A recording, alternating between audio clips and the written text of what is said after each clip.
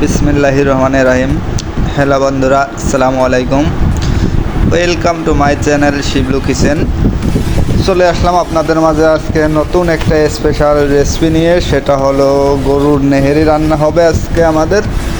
সেই প্ল্যানেই কিন্তু একটা পাতিল নিয়ে নিয়েছি, দিয়ে দিয়েছি কিছু পরিমাণ পেঁয়াজ, তেল। পেঁয়াজটা যখন বাদামি কালার হয়ে আসছে দেখেন, আমি তখন কিন্তু মশলাটা দেওয়া শুরু করছি। আসলে নেহেরি রান্নার মেন মশলাটাই কিন্তু বেটার, যদিও আমাদের কোনো বাজার থেকে কোনো গুঁড়া মশলা কেনা না, সবই কিন্তু আমাদের হাতেই তৈরি করা। আর বেশি কিছু দিই নেই, আমরা দিয়ে দিয়েছি এখন কিছু পরিমাণ দারচিনি ও এলাচ, দিয়ে দিয়েছি লবণ, আদা বাটা, হলুদ গুঁড়ি ও মরিচের গুঁড়ি এখনও দেয় নাই, সেটা দেবো। যেটা দিলাম সেটা হলো জিরা বাটা। আসলে এখানে পরিমাণটা আপনারা নির্ধারণ করতে পারবেন আপনাদের গরুর পায়ার উপর, আপনাদের কত কেজি হতে পারে সেই উপরে ডিপেন্ড করবে আপনাদের গরুর নেহেরিটার মশলা কীরকম পর্যায়ে দিবেন। যাই হোক, আমার পরিমাণটা যেহেতু বেশি সেহেতু আমি বেশি পরিমাণেই দিয়ে দিলাম মশলাটা। এখন যেটা দিলাম সেটা হলো মরিচ গুঁড়া। যেহেতু নেহেরিতে ঝাল খুবই কম লাগে, কারণ একটাই, নেহেরিটা খাওয়াই হয় শুধু রুটি বা নান রুটি টুটি দিয়েই খাওয়া হয়, এজন্য আর কি ঝালটা বেশি লাগে না। এখন দিয়ে দিলাম আমি পেঁয়াজ পেস্ট করে রেখেছিলাম, পেঁয়াজ বাটাটা দিলাম। দেওয়ার পরে মশলাটা সুন্দর মতো কিন্তু আমরা কষিয়ে নেব। দেখতেই পাচ্ছেন আমার পাতিলটা অনেক বড়। মশলাটা কষানোর জন্য আপনারা কিন্তু পরিমাণ মতো লবণ দিয়ে দেবেন। দেখেন আমার নেহেরিগুলা সুন্দর মতো কেটে নিয়েছিলাম। নেওয়ার পরে আমি কিন্তু এটা গরম পানিতে ধুয়ে নিয়েছি। এদিকে আমার মশলাটা সুন্দর মতো কষিতেছে, দেখেন সুন্দর মতো বলগাইতেছে। মশলা কষানো যখন শেষ হয়েছে, মিনিমাম আমরা 10 মিনিট মশলাটা কষিয়ে নিয়েছি। নেওয়ার পরে মশলা কষানোর পরে কিন্তু আমরা নেহেরিটা একটা দুইটা করে দিচ্ছি, যেহেতু আমার পরিমাণে নেহেরিগুলো অনেক বেশি। পাতিলু নিয়ে নিয়েছি, মাশাআল্লাহ বড় একটা ড্যাগ, দেখতেই পাচ্ছেন। যাই হোক, আমরা কিন্তু মশলাটার ভিতরে এখন নেহেরিগুলা ছেড়ে দিব। আসলে রান্না হোটেল রেস্টুরেন্টে কিন্তু রান্না করে সেটাও কিন্তু খাইতে যে স্বাদ, এটা কিন্তু তার থেকে দ্বিগুণ।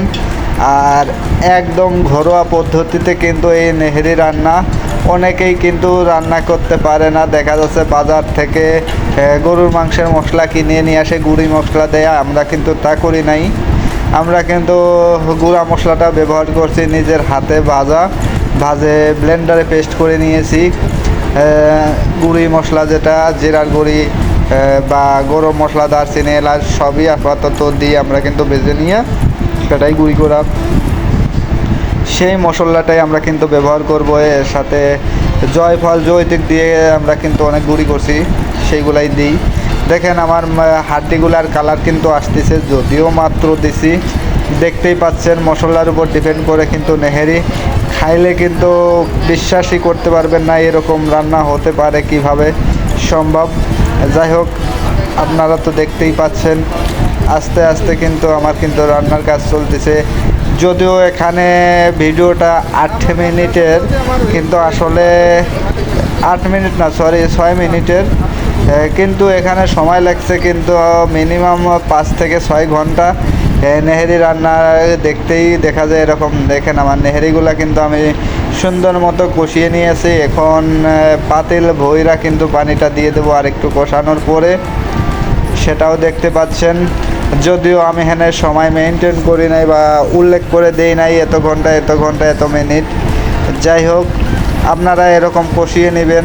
কষানোর পরে সুন্দর মতো পাতিল পুরায় কিন্তু পানি দিয়ে দিবেন, যেটা আমি কিছুক্ষণের মধ্যেই দিব, যেহেতু আমার হাড্ডি নিচে পুড়ে যাওয়ার মতো কোনো ভয় বা কিছুই নাই।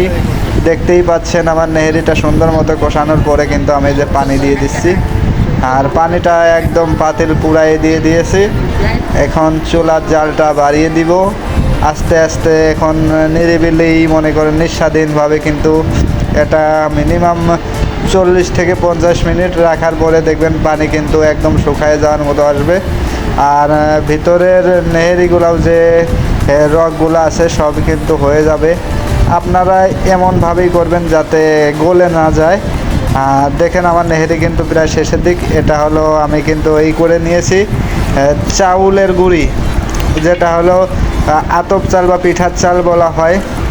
আমি কিন্তু ওগুলা পেস্ট করে নিয়েছি। আমি নিয়েছি পোলাওর চাল পেস্ট, দেখেন সেগুলাই কিন্তু দিয়ে দিলাম। আসলে এটা দেওয়ার উদ্দেশ্য একটাই, চাউলের গুঁড়িটা দেওয়া হইলে নেহেরির ঝোলটা কিন্তু অনেক ঘন হয় বা গাঢ়, মানে খাইতে কিন্তু অনেক সুস্বাদু লাগে। আর যখন চাউলের গুঁড়িটা দিবেন বা দুধের মতো করে, তখন কিন্তু আপনারা এরকম নাড়া দিয়ে দেওয়া লাগবে, না হলে নিচে লেগে যাওয়ার সম্ভাবনা থাকে বেশি। দেখেন আমার নেহেরিগুলো কিন্তু অনেক সুন্দর মতো হয়ে গেছে। দেখেন হাড্ডিতেই সবগুলো আছে, এখনো কিন্তু একটা থেকে একটা আলাদা হয়ে যায় নাই, যেরকম চেয়েছি সেরকমই আছে। তা আপনারা বাসায় যারা চেষ্টা করবেন তারা এরকম রান্নার চেষ্টা করবেন। এরপরে দিয়ে দিয়েছি আমরা কয়েক টুকরা তেঁতুল। তেঁতুল টক দিলে আর কি নেহেরিতে খাইতে অনেক সুস্বাদু বা মজাদার হয়, সুন্দর লাগে খাইতে, মজাদার হয়। যাই হোক, এখন কিছু সময় পরে আমি কিন্তু এই যে জিরার গুঁড়ি, গরম মশলার গুঁড়ি দিয়ে দিছি, যেহেতু আমার হাতে ক্যামেরা ছিল আমি দেখাইতে পারি নাই। যাই হোক, দেখতেই পাচ্ছেন আমার নেহেরি কিন্তু একদম শেষ হচ্ছে।